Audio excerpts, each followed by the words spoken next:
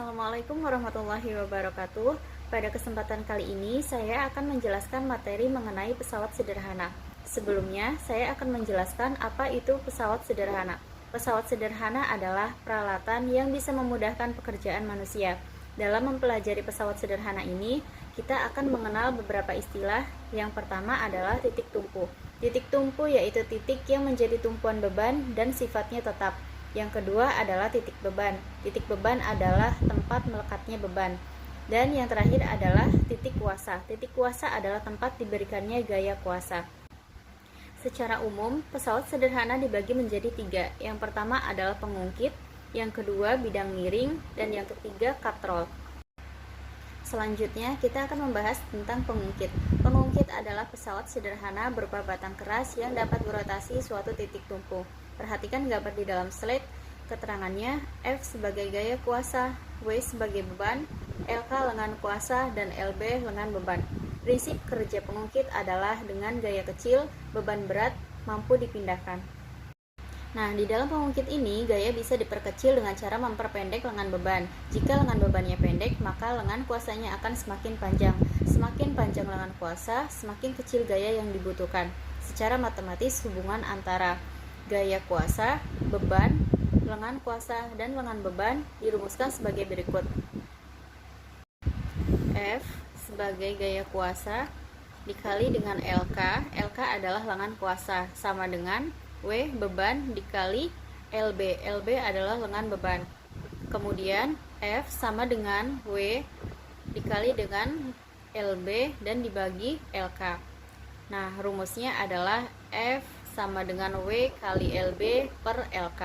F sebagai gaya kuasa sama dengan W beban dikalikan dengan lengan beban dibagi dengan lengan kuasa. Kemudian, berdasarkan posisi titik tumpu, titik beban, dan titik kuasa, pengungkit dibedakan menjadi yang pertama, pengungkit jenis 1.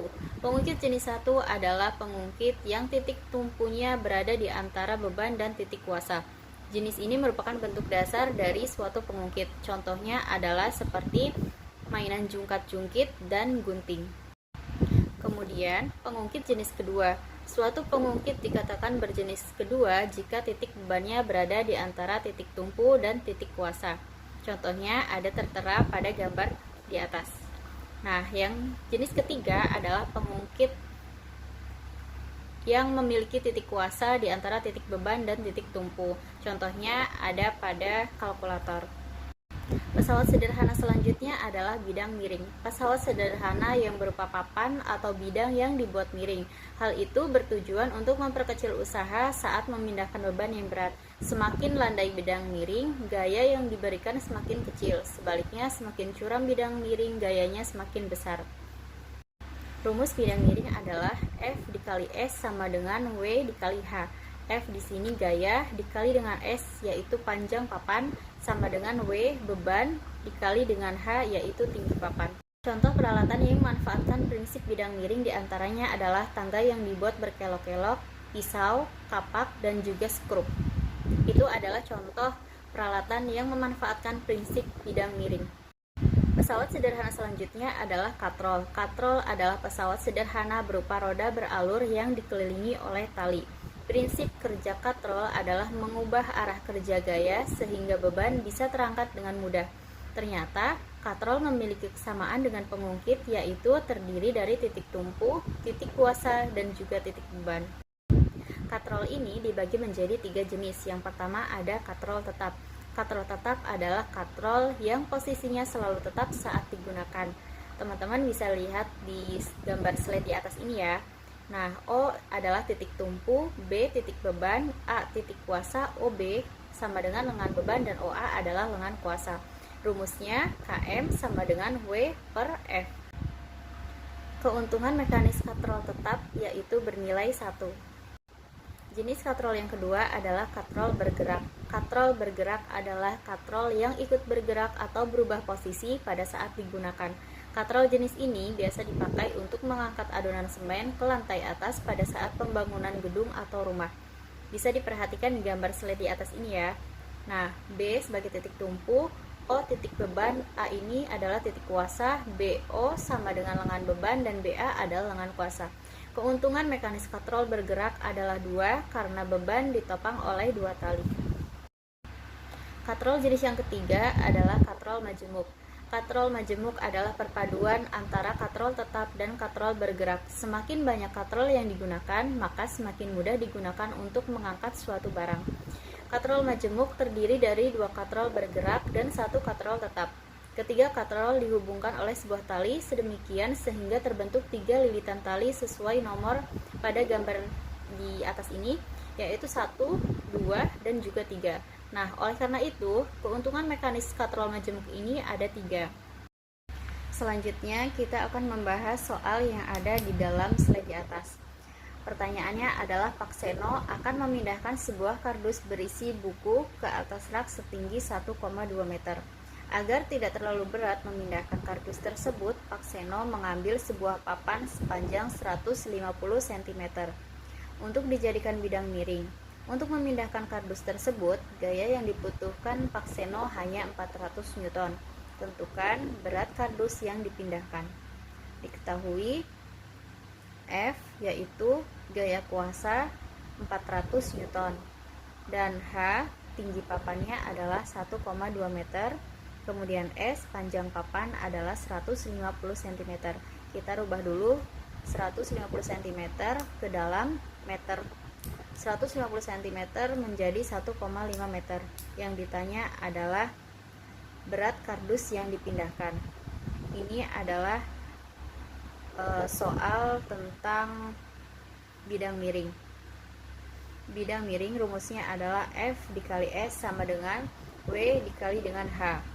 Kemudian yang ditanyakan adalah berat, maka beratnya di W dipindahkan ke kiri menjadi Fs per H sama dengan W sama dengan Fs nya adalah tadi gayanya adalah 400 Newton, maka 400 dikalikan dengan S yaitu gaya S adalah panjang papan. Panjang papannya adalah 150 cm. Tadi kita sudah rubah menjadi 1,5. Kemudian 400 dikali dengan 1,5 dibagi dengan H. H adalah tinggi papan. Tinggi papannya tadi adalah 1,2. Maka 400 dikali 1,5 dibagi 1,2. Maka hasilnya adalah 500 Newton. Jadi berat kardus yang dipindahkan adalah 500 Newton. Nah, untuk soal selanjutnya diketahui beban sebesar 20 Newton dan yang ditanyakan adalah F adalah gaya kuasa. Ini adalah soal katrol majemuk, di mana rumus dari katrol majemuk adalah Km sama dengan W per F. Yang ditanyakan adalah gaya kuasa, maka F-nya dipindah ke kiri, jadi F sama dengan W per Km. F sama dengan 20 per 2 sama dengan 10 Newton. Jadi gaya kuasanya adalah 10 Newton. Contoh soal yang pertama, Bayu dan Nada bermain jungkat-jungkit seperti pada gambar di atas ini. Nah, yang diketahui jarak antara Harry dan titik tumpu adalah 30 cm. Kemudian massa Harry adalah 20 kg, sedangkan massa dari Nada adalah 25 kg. Maka tentukan jarak nada dari titik tumpu agar jungkat-jungkit menjadi seimbang. Rumusnya adalah WH dikali dengan LH sama dengan WN dikali LN. MH G dikali LH sama dengan MN G dikali dengan LN. Kemudian 20 dikali 10 dikali 30 sama dengan 25 dikali 10 dikali dengan ln.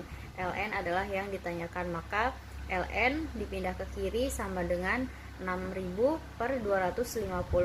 Ln adalah ln hasilnya adalah 24 cm. Jadi jarak antara nada dan titik tumpu adalah 24 cm.